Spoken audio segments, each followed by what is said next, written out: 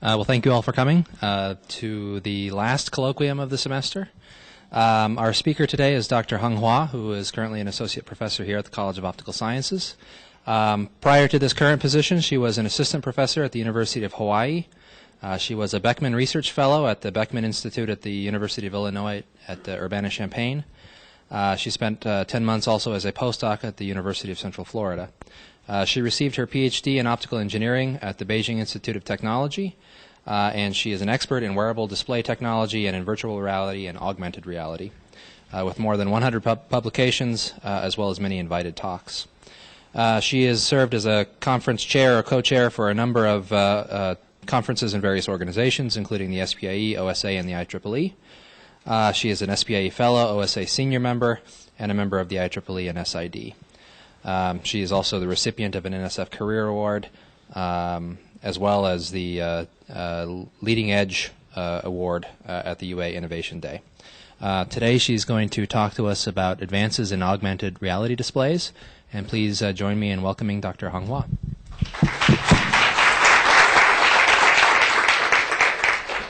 Thank you very much for the introduction. It is such a great honor to speak here at our own colloquium. And so I'm going to talk about advances in augmented reality display.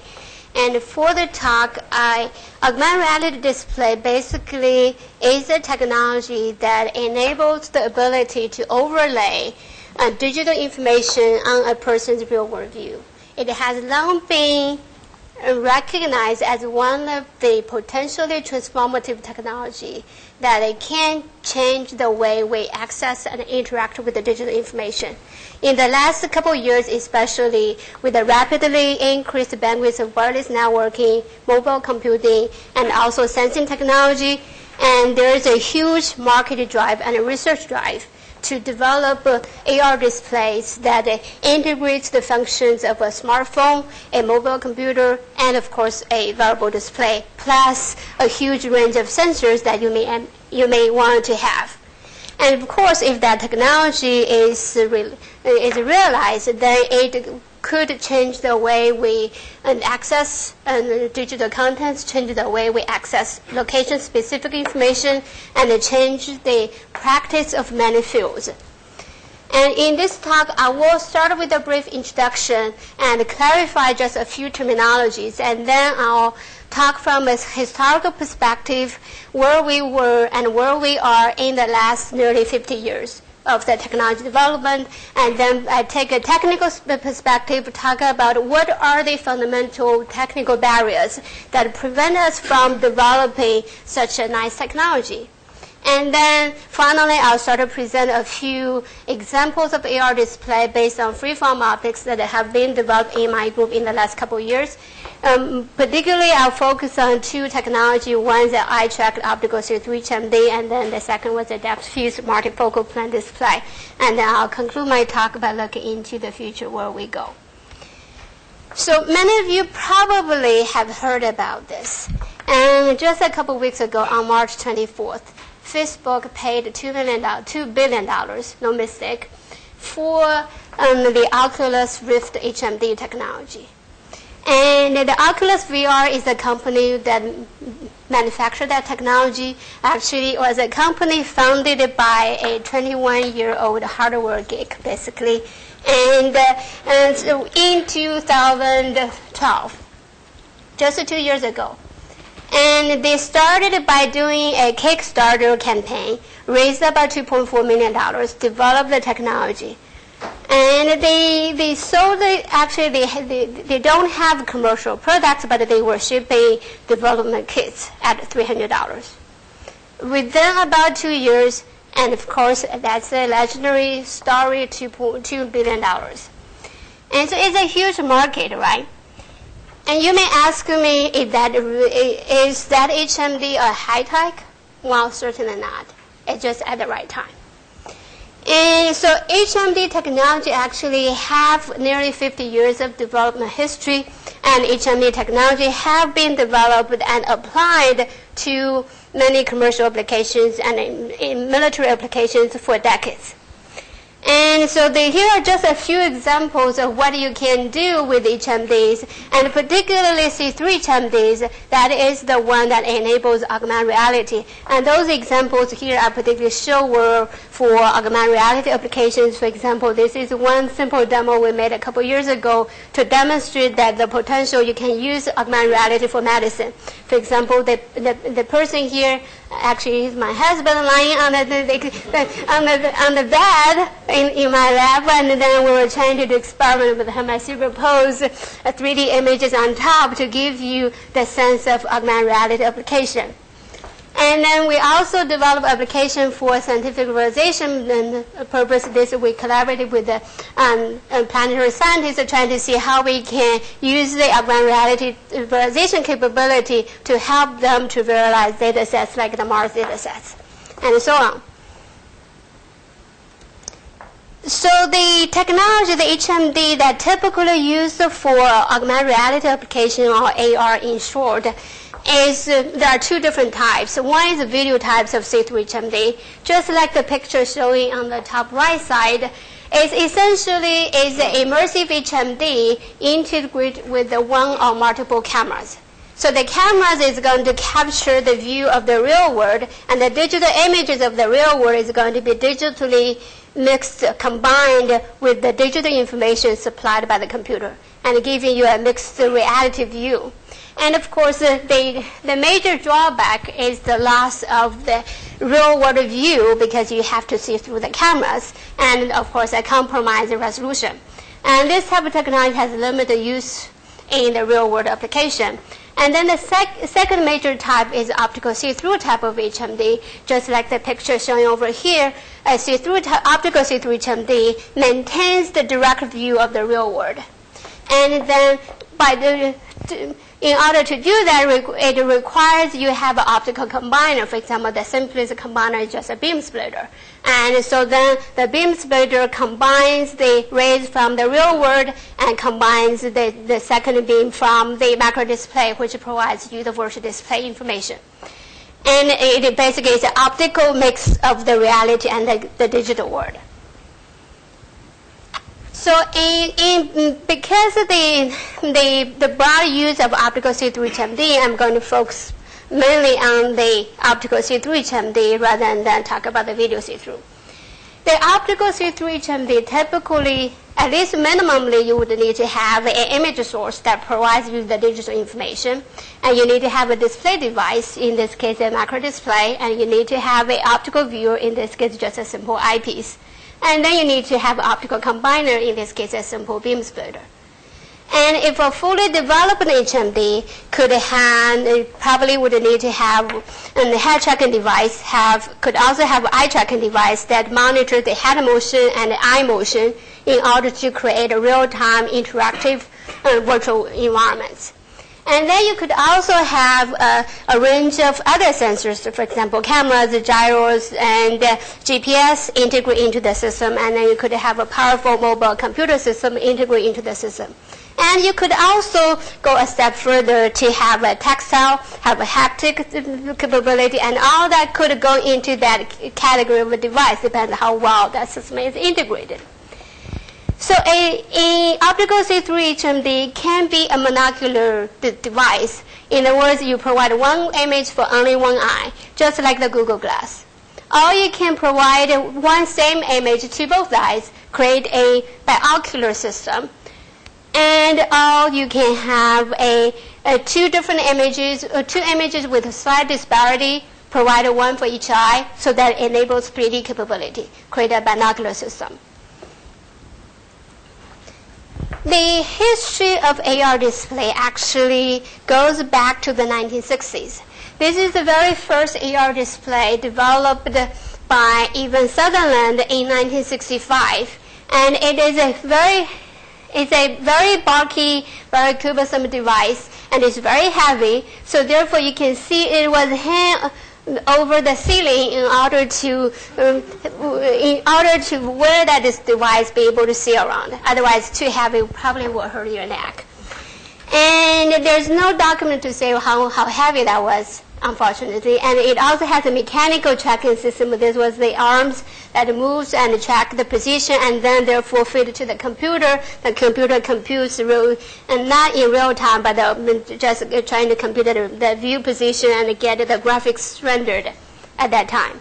But what is very interesting, though, he described in his dissertation his vision of automated display. His vision of automated display is a window into a virtual world. And the user would be immersed in that virtual world through HMD, and the computer would maintain a world model in real time. The objects in that virtual world would look real, feel real, smell real, and users would directly manipulate the virtual objects which move dynamically. That's his vision described in his dissertation. And of course, back then the HMD although it's very bulky, but this vision actually had a very great impact in the field of augmented reality, which was actually created 25 years later. And in the 1980s, virtual reality was the major research themes back then. And the virtual reality, and this photograph showed a system that developed at NASA at that time. It's basically, you can see, it has an immersive HMD, almost like the Oculus Rift technology, right? And has the person wears a data glove and interact with the gesture, using his gestures with the computer-generated environment. And what is very interesting is the research that developed through the VR technology created a range of technologies that benefit VR. And for example, motion tracking system, that's an essential piece for augmented reality technology. And real-time computer graphics rendering capability, and user interaction devices. And all those actually serve the very purpose what needed for augmented reality. Of course, at that time, we don't have the term of AR yet. The term of augmented reality was not used until 1990s. And two people, Tom Codell and David Mizell at Boeing, published a paper in 1990, first used the term augmented reality. And then in 1992, the Air Force Research Lab published a paper called Virtual Fixture, described a first functioning AR system. And in 1992, Professor Steve Feiner's group at Columbia University published the first major paper on AR system, and actually described as the use of AR technology for laser printer maintenance. That is one of the most cited AR paper in the AR community. And another very interesting story I always want to share was during the similar period of time from 1980s to 1990s. Actually, this picture showed from 1980 until 2004. Steve Miner, now he's a professor at the University of Toronto, he dedicated his majority of his life developing what he called at that time computer-mediated reality, which actually essentially is augmented reality, for everyday use. And this showed a few prototypes he built during this whole period of time. And particularly between 1994 and 1996, for almost 2 years, he wore an AR display for almost every single week minutes of his life.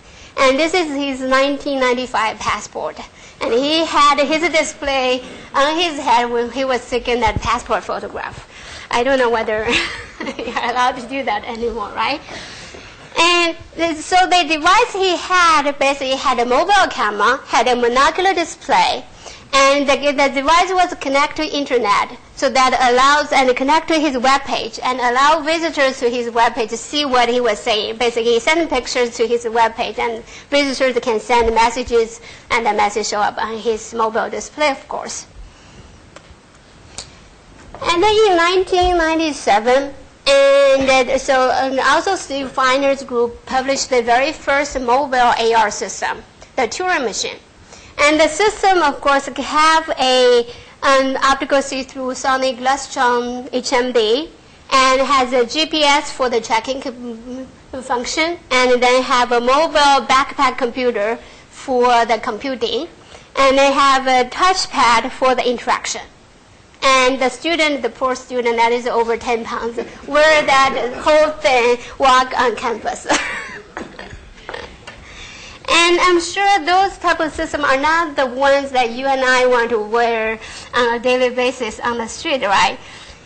And so those are a few other examples that I want to show you that have the AR displays that have been developed from the 1965 Sutherland technology to the more recent technology that, for example, those ones developed in my lab between 1965 to 2010.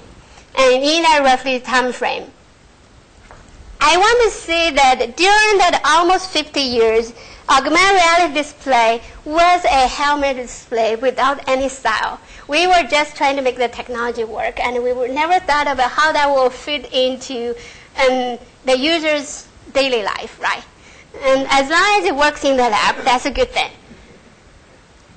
So then another thing that article I want to mention was in 2002, Steve Feiner published an article in Scientific America. And in the article, he stated that augmented reality is going to create a new way of saying, a new way of accessing information. And the core idea in that AR system is going to be a pair of AR glass. And you can wear, and you can walk on the street, and then you can start to see the different things pop up in front of you and give you access to the information. And you can see that notion of AR glass exists a long time ago. And actually, that even went back further a few years earlier. In the first eyeglass-mounted display was actually demonstrated by Optical, the company founded by Dr. Mark Spencer. And in 1997, he demonstrated the very first prototype of an eyeglass-mounted display, even though it had a small field of view, about 8 degrees, and also a grayscale image, but he was able to incorporate the optics into the eyeglass lens and make it very compact. And then in 2003, Optical launched the very first commercial product of that device. And unfortunately, the technology of the company was not able to survive the 2008 recession, and therefore in 2010 the company was totally dissolved and disappeared. But Google hired Dr. Spencer in 2012 as their director of operation for Google Glass, right? And they also bought the patent from that company. And even though the notion of AR glass has been there for over a decade, but the technology was not ready for that, and even Optical was not able to reach its full potential before the company disappeared. But however, in the last decades, in the last 10 years, the mobile computing is making significant amount of change to the AR community, make a paradigm shift. In 2005, Apple released their first iPhone. And I remember in the AR community, in the annual conference of Augmented Reality Conference, starting from there, and everybody was shifting their AR platform from Optical HMD, which basically is a helmet, to a mobile phone, to an iPad. And so for a couple of years, many of the papers we saw in the AR conference is based on that device. And what is interesting in the iPhone, why is it so attractive? Because it integrates a bunch of sensors, the GPS tracking, the camera, the gyro thing, into that small device. And those are the devices that the AR system really need. And it also has the Wi-Fi capability, of course, the wireless network capability, give you the potential cloud computing capability, and then have a fairly powerful graphics engine that you can render some simple graphics. And has some interaction capability that people really like.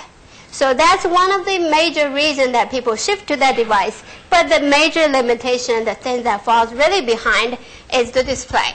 And people have to live with that 4-inch screen space, right? And in 2011, Epson released the very first Android phone-powered mobile AR display.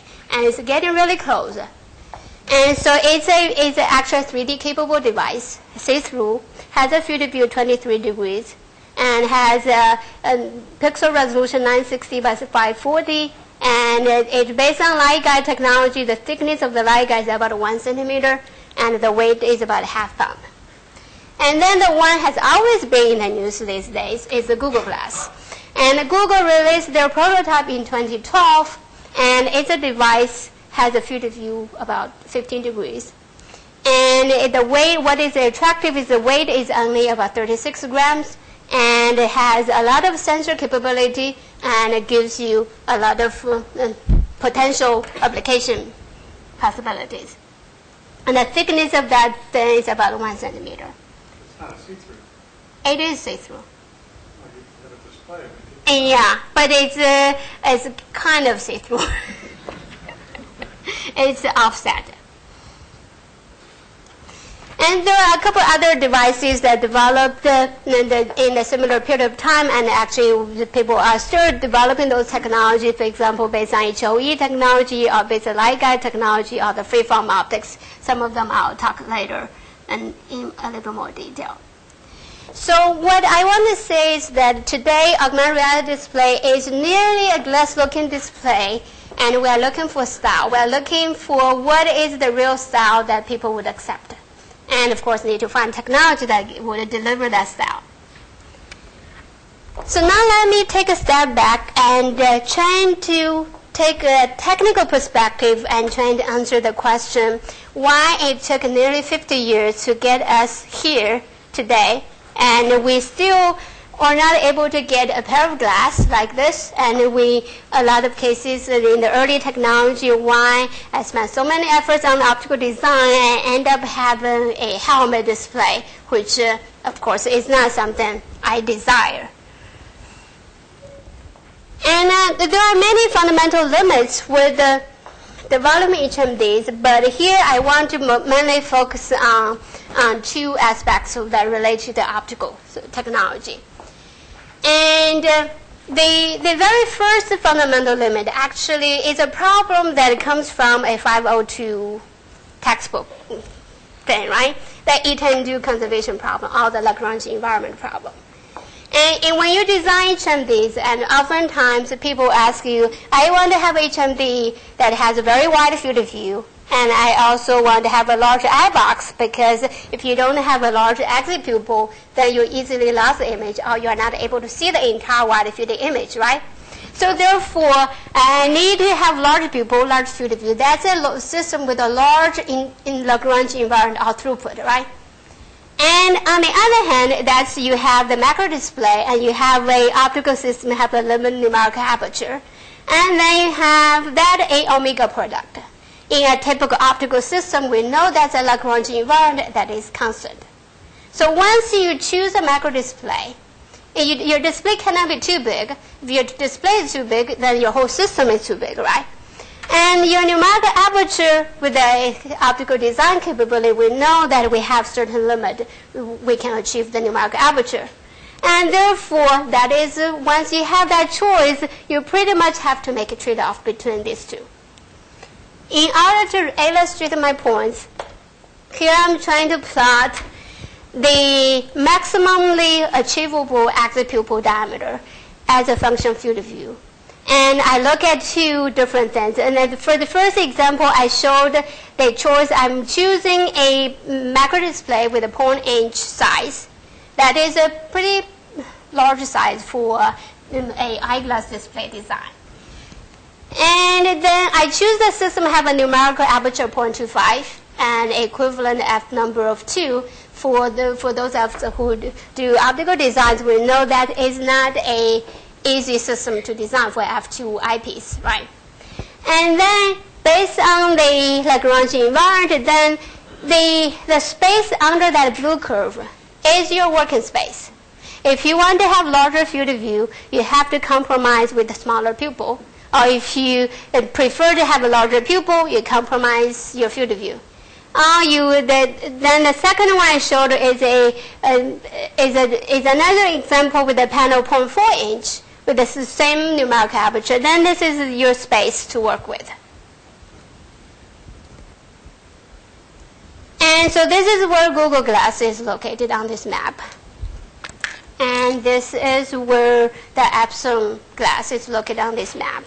And another dilemma typically is when you have a display with a larger field of view, and you need to have a large active pupil in order to see the entire display. For example, a 10 millimeter active pupil is just enough to accommodate a 40 degrees field of view display if you don't want to tolerate any vignette. And then if your field of view is larger, then you need an even larger display. And of course, the smaller the pupil, then the harder to fit that device onto a different population. And the second basic limit is here we are talking about we want to have an AR glass that have that compact form factor. But however, the size of the optics, here's the diameter of optics, are determined by a few factors. One is the eye clearance, which eye clearance basically is the distance from the entrance pupil of your eye to the closest approaching point of the device. In this case, just for this simple example, just the edge of the beam spread, whatever that it shouldn't touch your forehead, right? And then the second is the field of view. Theta here is the half angle of the full field of view. And then the third parameter is the angle of this beam splitter or this optical combiner, and then the size of the active pupil diameter. And to make this visual here, I'm trying to plot a few examples. The horizontal axis, again, is the field of view, and the vertical axis is the eyepiece size.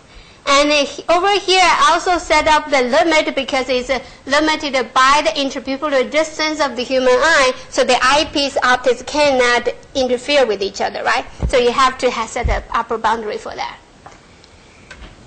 And now the blue curve, and for all these three conditions, I assume eye clearance was 20. That's the minimum recommended eye clearance for 90% of the population, and for the ability to accommodate a low-profile eyeglass. And then assume you have an 8 millimeter pupil. Those are fairly small. And then the blue curve basically showed the case if the beam splitter was just 90 degrees with the optical axis, which is the alpha angle. And it's basically, that is equivalent, you have no beam splitter, you basically are looking through the device. That's equivalent to the immersive HMD case. That's probably the smallest size you can go with the typical rotational symmetrical system. And then this red one is the case when the beam splitter or the combiner is tilted by 70 degrees or it's 20 degrees from the vertical direction. That is a typical angle for the systems that are off-axis and introduced in freeform and so on. And that's the reason I choose that number. And then this green one is the case when the combiner was oriented at 45 degrees. This is the case typically for a rotational symmetrical system. And as you can see, if your field of view 40 degrees start to hit that limit if you go with the 45 degrees combiner. And then if you go at 20 degree combiner, you can accommodate 60 degrees of field of view, roughly. And of course, that I haven't accommodated the fact that the size is already too big for being considered as eyeglass display. It's just like for the human factors, it does start to break. So now I'm going to show you an example by taking the Google Glass approach. This is the optical layout I grabbed from their patent. And so essentially, I'm going to focus this part. They basically have a light source and illuminate the macro display from this side, and then the light propagates through the light guide, and then the main piece, the eyepiece, is this curved mirror at the end. And this is just a beam splitter to split the light twice. And I want to show you how that system can scale. So I started with the assumption that I have 80 millimeter eye clearance, which is small. I have 8 millimeter pupil for all the simulation they have. So now if I started with a field of view of 12.5 degrees, so that light guide is about 13 millimeters thick. Now I double the field of view 25 degrees, that then starts to be 24 millimeter. And then I go 50 degrees field of view. That's then 60 millimeter thick. So now you imagine you have 6 millimeter. This already, the size is too big already, but it's a 60 millimeter thick. Now this is kind of ridiculous now. If I want to go 70 degrees, and then you got a whole face covered by that piece. So it doesn't scale that well, right? So I also want to spend a couple minutes to see how do the current or the existing technology trying to address these two fundamental problems. And I trying to think of two different ways. One is in order to, the first limit is Etendue conservation. Some of the technology, of course, most of the system, you have to have an equal sign here. It's constant. And then some of the technology come up some smart idea, introduce an M factor to magnify or minify that throughput. And then the other aspect, trying to come up with ways you can reduce the size of the eyepiece. There are different ways you can do that. You basically, a fundamental way is to break the symmetry, introduce off-axis folding, and a curved combiner waveguide. And so most of the time, those you can see the combination of these two. So I'm trying to break the existing technology into two categories. The first approach is the technology that preserves the Etendue conservation. And the second is break the Etendue conservation and introduce the M factor.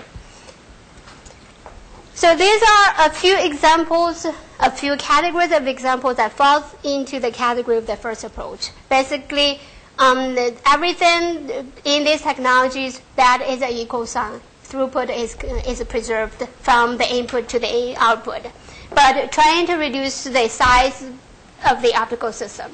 And so, for instance, this is the macro-optical technology, and ORE also had a similar design. Recently, off-axis system. It has those approach typically can create a system with a very small field of view. And then the second approach.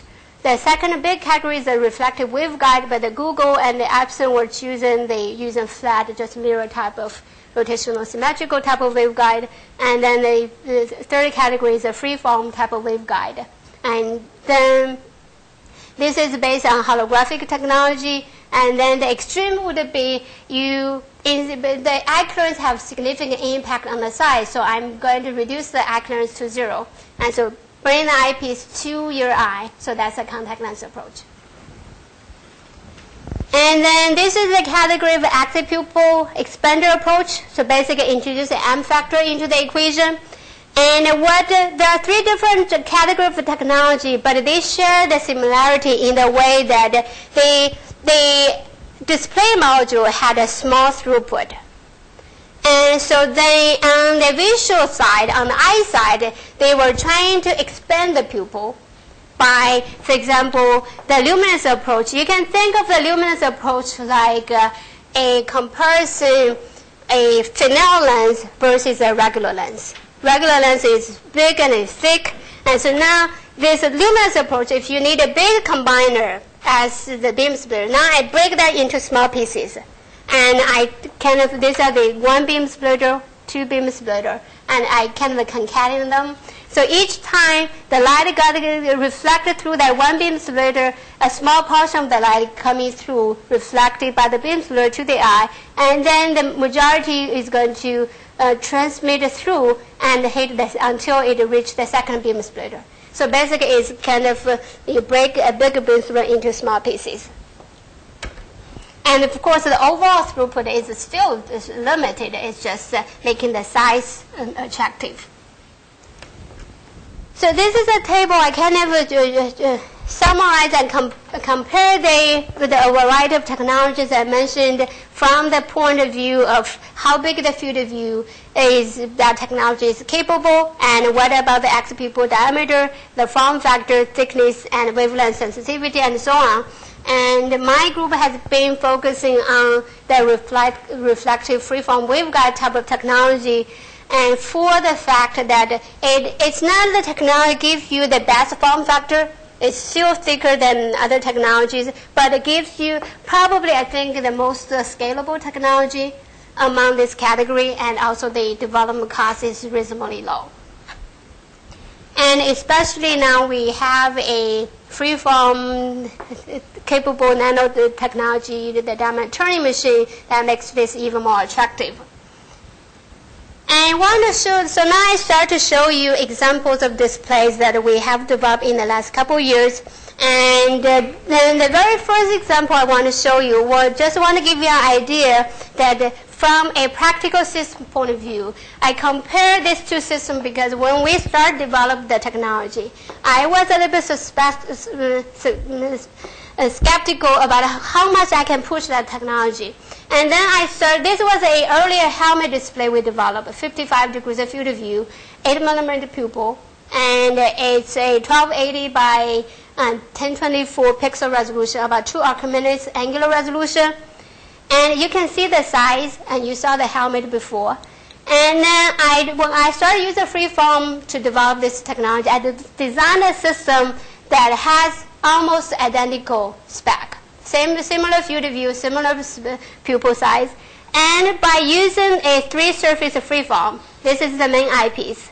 And macro display got refracted once, and it got reflected, and second reflection, and send the light to the eye. And then I need to have a second piece of freeform to correct the distortion for the see-through view. And so it's a 2-element device. And that's the prototype. The size is about this big, a quarter size, and achieve the same function. And so that was very encouraging. So in the last 7 or 8 years, my group has been involved in developing probably more than 7 systems. And here I kind of put 7 of the systems onto this map that you saw before. This is where Google and Epson was. And these are the 7 systems we have. So this system was based on, we actually did a freeform tiling, and we were able to push the field of view to almost 80 degrees. And then this system was based on a small panel, like a less than 0.4-inch size, but we were able to achieve 30 degrees of field of view, a larger pupil, 8mm pupil, and we're pushing that to nearly the boundary of this panel is able to, actually the F number of this system was smaller than F2. So that's why we were actually above that green line. And then there are a few other systems, like this one was over 60 degrees of field of view, and there was the system you saw on the previous slides was 55 degrees of field of view. And on the size side, this is what I think is quite exciting, is supposedly this should grow, if not exponentially, but at least some level. But from our past experience, by playing with the tilting angles of that freeform combiner surface, we were able to actually maintain fairly constant thickness. They have some difference, but not much, I would say, given the range of the field of view we're talking about. So now I'm going to, and that's the bigger picture of the freeform optics development, but now I want to talk about 2 specific applications. One is eye-tracked HMD for AAC application. So verbal communication or speaking, to most of us, we take it for granted. But for some people, they either were born with neurological disorders, or they developed neurological disorders, or they developed that through injury or something, and they lost the ability to manipulate or control their muscles, and therefore they lost the ability to talk at all. And so the background application is, so here the AAC, I should say, stands for Augmentative Alternative Communication. It's particularly is a assistive technology for people with this type of disability. And eye gaze tracking based in interaction technique has been one of the approaches, sometimes or the only one approach, that would help these people to gain their ability to communicate with their caregivers or gain the ability to access computer. And the state-of-art of eye gaze-based AAC device, however, just like this picture showed, the patient lying on the bed and have a huge computer monitor that has the eye tracking camera underneath of the monitor, and the patient is looking at the device and using the eye movements to control the computer, trying to write something. And so the vision we had with this technology was we want to use the freeform technology that we have been developing, and we want to put eye tracking capability into that display device so that we integrate the tracking camera, integrate the IR illumination source, integrate the display capability into that one single device. And the advantage is not only you have more compact system, but also because in this more fixed platform, the system is more robust and requires less frequent calibration. And this is how we did it. This is the optical design layout. On the display side, this is very similar to what you saw before in that first example. Basically, you have the macro display, have this two-piece. One is for the eyepiece and for the virtual display, and one is the compensator.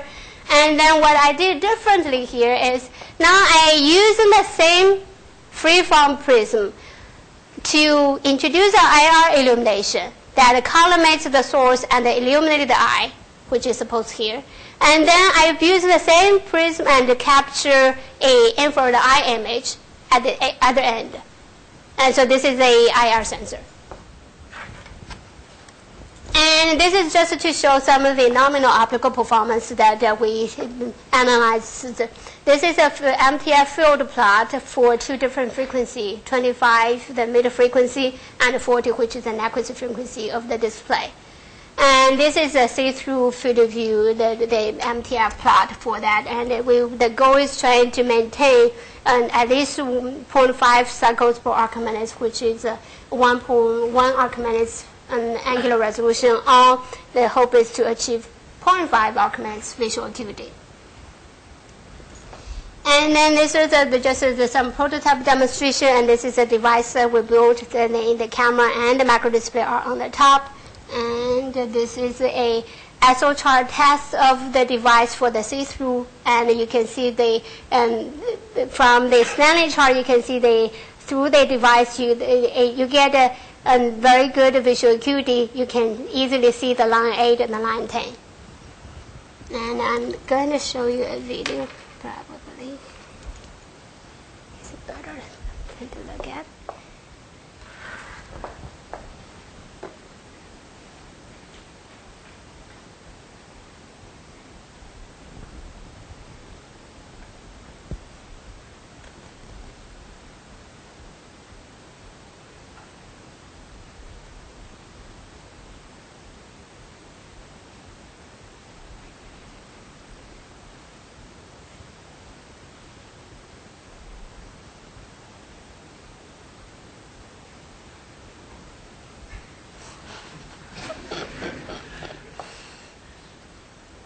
So this is an application that a student developed trying to detect the eye blink and use the eye blink to control and basically flip pictures.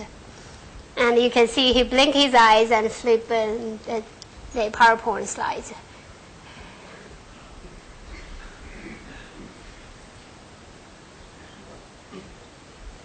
And then this is another demonstration of using your eye gaze to type a message. It's a little bit painful right now.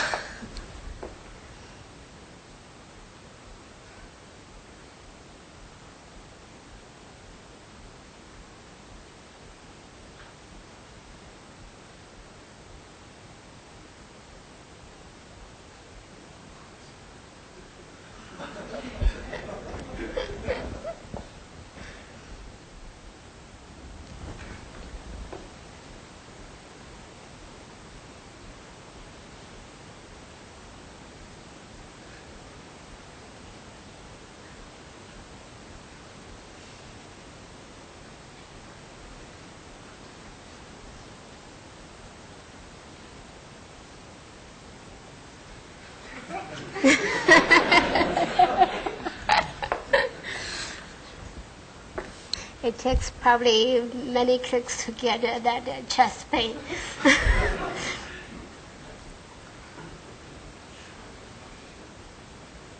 So right now, the major problem with that is we need to further develop the tracking algorithm so that it's more robust, and also the eye gaze interface is not that fun to use. And of course, we are also redeveloping the mechanical, trying to adapt that into a mask that type of the mounting so that we can test it clinically with the real patients and see how they can use it for helping them communicate. So then, now I'm going to move on to the second example, which is a depth-fused multifocal display system. And this is a little bit different from the other technology in the sense that I'm taking a step rather than trying to develop the most compact AR display. I'm looking at a fundamental problem in the AR display. And actually, not only in AR display, but in most of the current conventional stereoscopic technology. And here's the problem. And when we view the real-world scenes, and your eye naturally rotates and converges to a distance to the point of interest. And in the meantime, your eye lens change accommodation and focus onto that object, right? And so that the object appears to be in sharp, and then the other object that is out of the range would appear to be blurry. And so there are three things that you actually happening here. You have the two oculomotor cues, which is the eye rotation, the eye convergence, and also the eye lens accommodation. And then the third thing was the differential blurring. You see four objects at different distances. But that doesn't happen in AR display or in the stereoscopic system in general. Look at a typical, this is a monocular AR display case where, and let's say you have your eyes looking, let's say take example, it's a device you use for driving. Your eye constantly would be looking at your dashboard and also look at far away. And so the object distance could be from really close to real far, but the display is set at a fixed distance. So in many occasions, your eye won't be able to see both information in clear at the same time. So that a simple problem would be a diploptic vision, and the worst case would be you start to develop eye fatigue if you constantly doing that, right? And if you have a stereoscopic system, a 3D capable system, then the system is trying to create the sensation of the 3D perception by creating two images, one for your left eye and one for your right eye. And so, for example, in order to render this cube and this sphere, I created two images that have the disparity. And then in order to perceive this sphere, my eye have to rotate so that this sphere and this sphere would be fused together, viewed as one sphere, and so that I perceive that at this distance. But the problem is the display is set up at a different distance. So in order to see that sphere in sharp, my eye has to focus on the display screen, which is your accommodation depth, which is different from your rendering depth.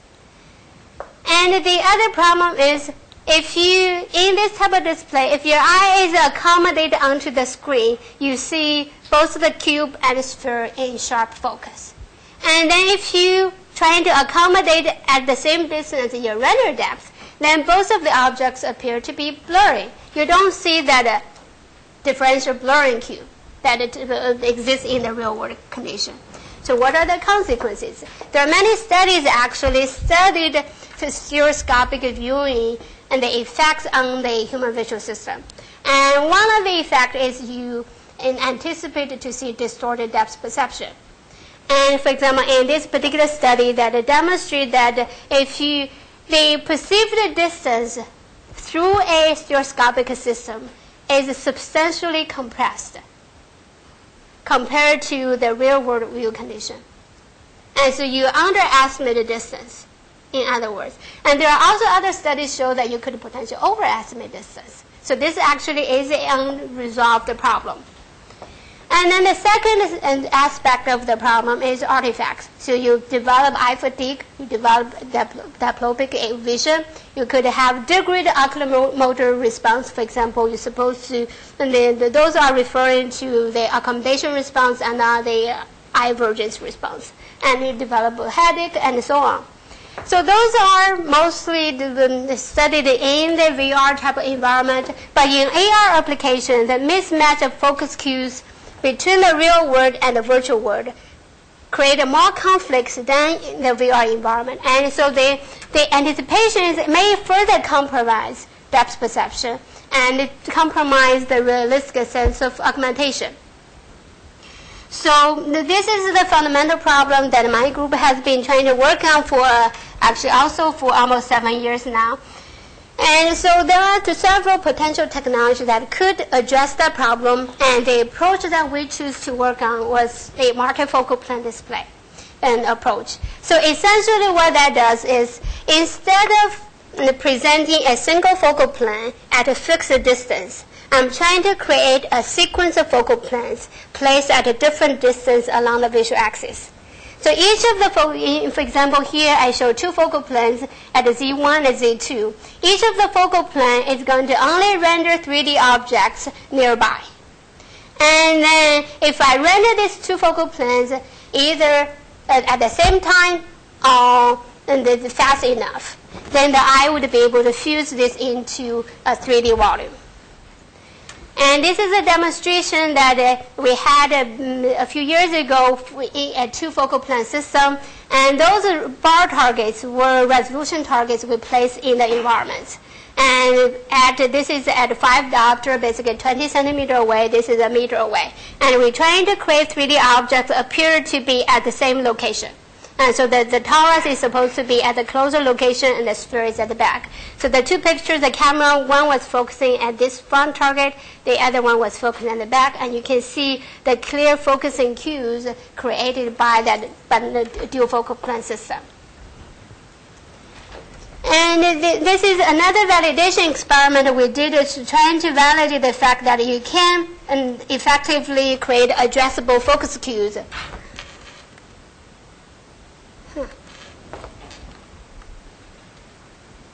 It doesn't play the video.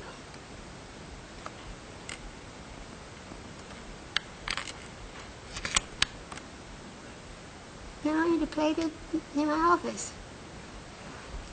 Anyway, so the point I want to demonstrate was just the ability you were able to actually render this torus at the correct focal position you want to render. And the camera was fixed at 3 different focus, and then the torus was moving linearly along the z-axis. So we did another experiment before we developed our current system, which was a depth perception experiment.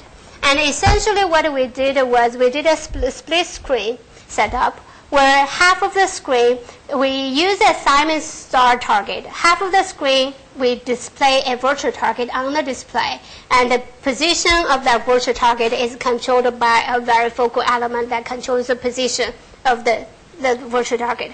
Then we ask the subject to look through the display and get a sense of where that target is, and try to position a real target at that perceived distance as a measurement of their depth perception of the virtual target.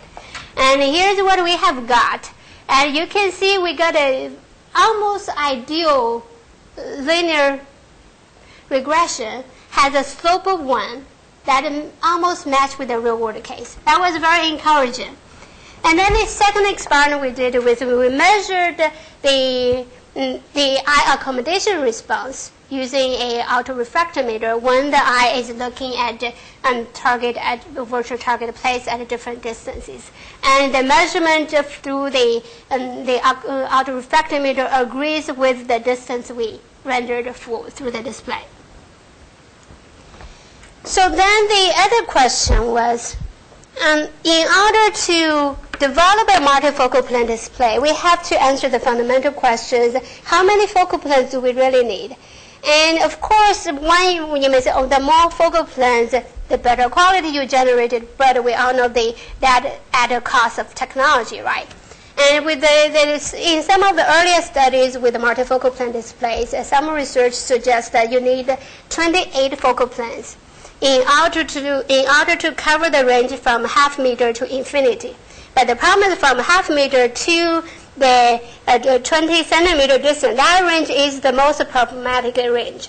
And you expect to have even more focal planes in order to cover the whole volume, which is very indauting and is probably too challenging to achieve. And then here we took another advantage of a depth perception effect, which we call depth fusion effect, which is based on the idea Suyama published in 2008. The idea is if you have two images, one at the front and one at the back, they visually overlap. And if you modulate the contrast between these two images, you can change the perception of the position of that image. If you make the real image have a full contrast of 1, have the front 0, of course the eye would perceive that is at the back. And if you make it half-half, the eye will perceive that image is in the middle. So the basic conclusion is it's the contrast magnitude and the gradient that is driving your eye to accommodate at a different distance. So therefore, we went ahead take advantage of that because we exactly have multiple focal plane images overlap in space. And if we can design a system in such a way that those multifocal plane images, they can maintain a constant angular magnification. So then, such that each pixel on the display, and the front focal plane pixel and the back focal plane pixel subtended the same angular size to the eye. And then I can treat this from the eye point of view, these two pixels overlap. It's perceived as a fused pixel. Now if I manipulate the contrast between the blue pixel and the green pixel, I can manipulate the perceived position of that pixel to make the fused pixel appear to be at a distance z. So that's basically, of course, the overall luminance perceived by the eye would be the sum of the luminance of the blue pixel and the green pixel. But then the key is that two limiting factors are the fusion functions that we are developing. And so then you're trying to manipulate the W1, W2 to make the pixel appear to at a different distance, and we would want to see if that would work. So of course, then in order to make that work, we realize that we have to answer two fundamental questions. One is obviously the ability to manipulate these two pixels is going to depend on the spacing between the two focal planes, right?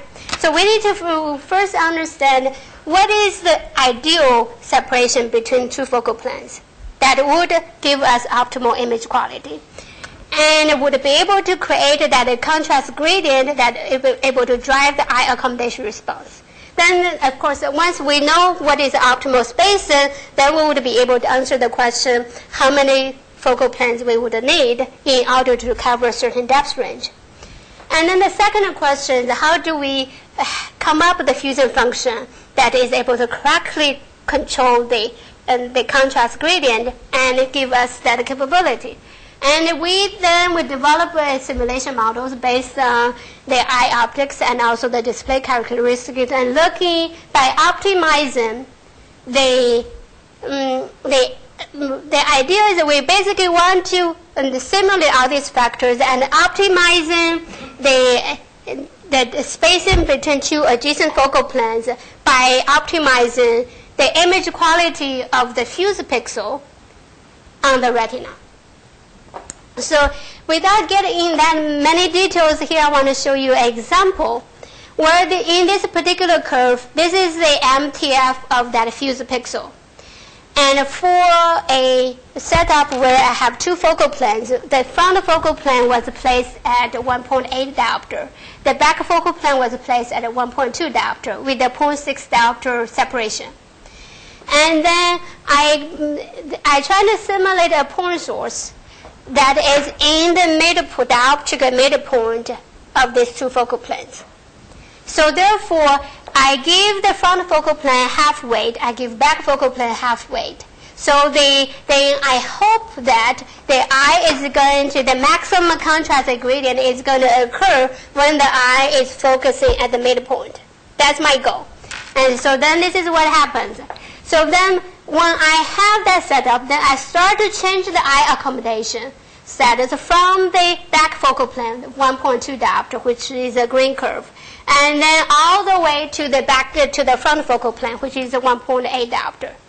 And I found, yes, if I do that right, then for most part of that curve, the blue curve is going to be higher than the rest of the curve. And that is and the position, the middle point is the position where you have the maximum contrast and have the maximum contrast gradient that is able to drive your accommodation. And then this curve plots the same setup, but plot the contrast gradient as a function of the accommodation distance for a set of spatial frequencies. And as you can see, and from the 4 cycles per degree to almost 18 cycles per degree range. And you generate a nice contrast gradient from the far focal plane to the closer and had a maximum at the middle point. So that creates the right curve to drive the eye accommodation until this transition point, and then start to mess up. And after that point, then your eye either have the highest contrast at the closer point or at the far point. So then we come up with the criteria that in order to avoid presenting to the eye conflicting accommodation cues, you have to make sure the transition point, the frequency corresponding to the contrast gradient reverse point, need to be higher than your display's Nyquist frequency. So we went ahead and studied to see how does the transition frequency change with the focal plane separation. And this is a plot. So basically, as you can see, the transition frequency is going to decrease as the focal plane separation increases, right? So the point is, if you want to, for example, this is over 35 cycles per degree. If you want to design a display that has 1 archimedes or better angular resolution, then you would need to have more focal planes. In this case, your ideal separation would be 0.4 diopter between the focal planes. And if your system is going to achieve about 2 Archimedes display, then you would be able to have a larger separation between your focal planes, for example, 0.6 diopter focal planes. And so if in order to achieve 1 Archimedes angular resolution, you would need roughly about 8 focal planes. If you do 0.6 focal planes separation, then you would need 6 focal planes. And so basically that gives you the rule of thumb how to choose the separation. And then the other things, the transition frequency also depending on the working eye pupil diameter. Basically that's mostly affected by the brightness of the display. So then with that guideline, we decided to design a system, we call it multifocal plane depth fused display system. And we want to have a prototype system able to achieve a very large accommodation range, basically from 30 centimeter to infinity. And with the study we had it before, we decided to have the focal plane separated at 0.6 diopter spaces, so that with that depth range, we need 6 focal planes to cover the entire range. And we want to have a flickering-free system, and we decided to go with a time multiplexing technique, so we need to refresh the focal planes at a very high speed, basically. And so that requires the minimum, the critical flickering frequency is 60 hertz, and we need to achieve 6 focal planes, so the refresh rate needs to be 360 at least. And then we need to have a optical device that is able to change optical power at that high speed. And we want to have a high resolution color image, wide field of view, and all the things that we desire to have. And so this is just the first order schematics to show the overall system.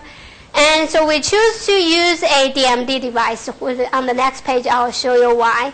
And then the DMD device, we have an illumination engine illuminated, and had a relay system, create an intermediate pupil where we can place the varifocal element. And then once we have the varifocal element, this system basically we call the image generation engine, is going to create an intermediate image which is changing its position in the z direction. And then we have an eyepiece, then seeing through the eyepiece you see a larger field of view system. So there are two key components in that system. One is the high-speed macro display. We choose the TI digital macro mirror device, or the DMD. It allows us to do binary frames rendering, and therefore we can compromise the color bit depth. We choose to go 5 bit per color channel, so the total is 15 bits color system, and that allows us to render 6 focal planes at a overall 60 frames per second. And that gives you a binary frame rate of over 33,000 frames per second. And then we also, the second key device is the OKO deformed mirror device. That is actually is a device is able to change focus in the range of 1.2 diopter, but at very high speed, 1 kilohertz or faster. It has a 10 millimeter diameter that is good for HMD system. So this is the overall optical system that we have, and one of the eyepiece part was the typical freeform system you saw on the other systems. Of course, the design requirements are very different. This coupled with the image generation engine, which is showing on the right side. And so what is unique about this system? Actually, this eyepiece is very difficult to design for a couple of reasons. We want this system to be able to accommodate from 0 diopter to 3 diopter. And then we want to achieve high optical performance through that entire range.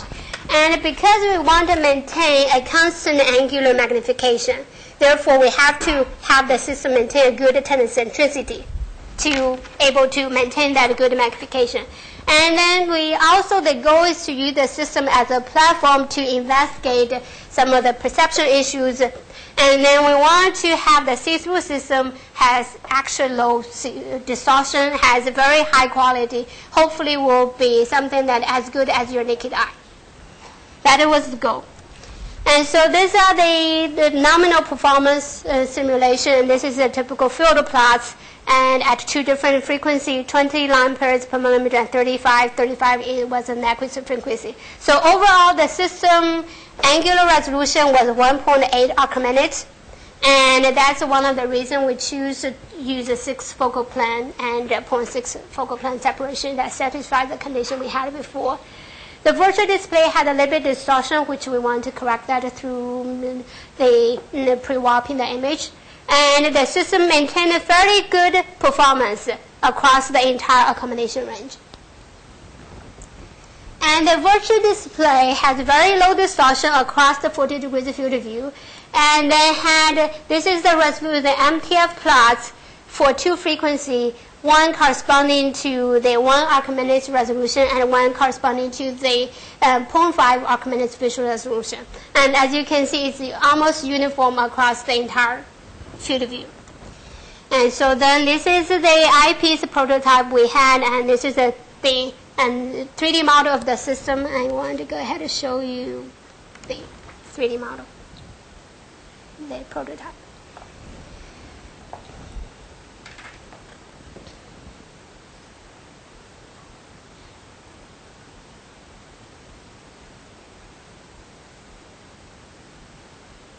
The idea is if you flash that 2 focal planes fast enough, they become one fused focal plane.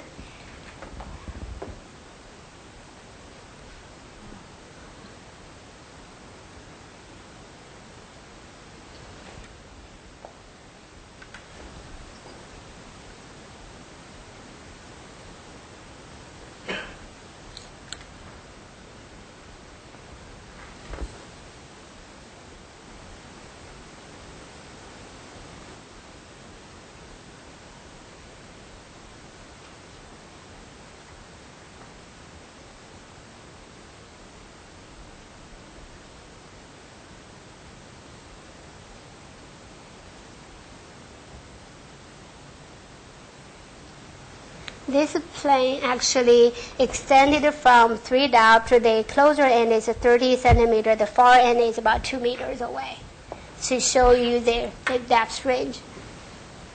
So this is the video capture through that system, and the camera is shifting focus from, right now it's focusing at the back. And now that it's focusing the front, and you can see the continuous. Actually, this was not a single image rendering; was rendered by 6 segments of images.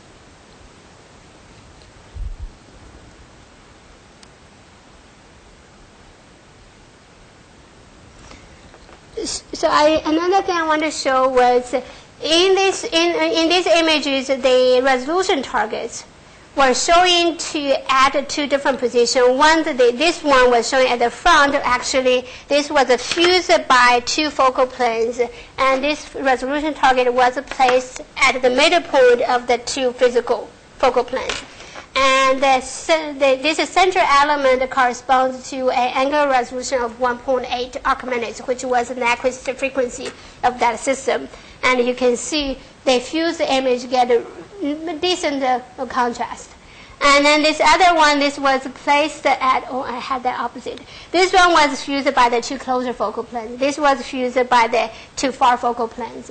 And both of them were at the midpoint of the 2 adjacent focal planes.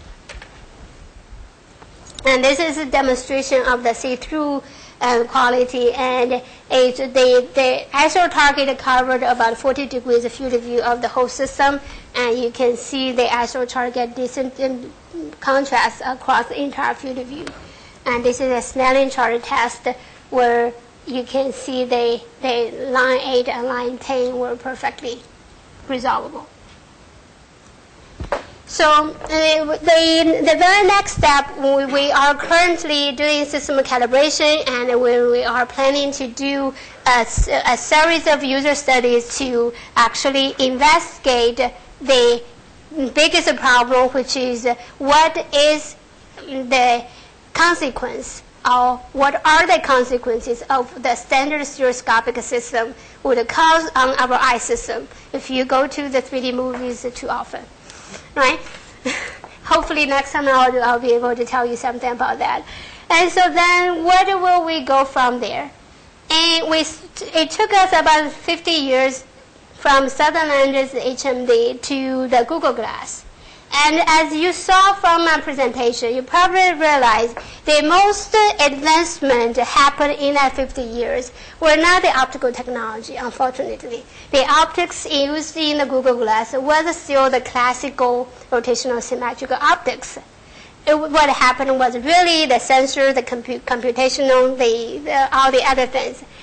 And so we start to, in this department, can we say in the next 5 years or 10 years, can we make some dramatic advancement in optical technology so that eventually by 2020, we could actually have a true eyeglass-looking AR display that package the smartphone, package the wide field of view optics, have high-resolution displays, and have all the sensors you would wish for, and have the accommodation addressable correction system. That's a very daunting resolution, I think. And so hopefully we are at least working in that direction. So then 2020 beyond, hopefully, we would be looking into things like integrate the brain-human computer interface into that system. Have the phone, have your computer, have your single reflection camera into that one single system, and we travel light with that pair of glass. And of course, I think augmented reality display tomorrow, or in 50 years from now, should be a stylish pathway connecting our brain to the world. And with that, I think in the market outlook, there are probably a few more multi-billion companies to emerge, and hopefully one of us will create one. And one of you, actually. And I want to acknowledge my hardworking students. Without them, nothing will happen. And also my sponsors. And with that, I conclude my talk.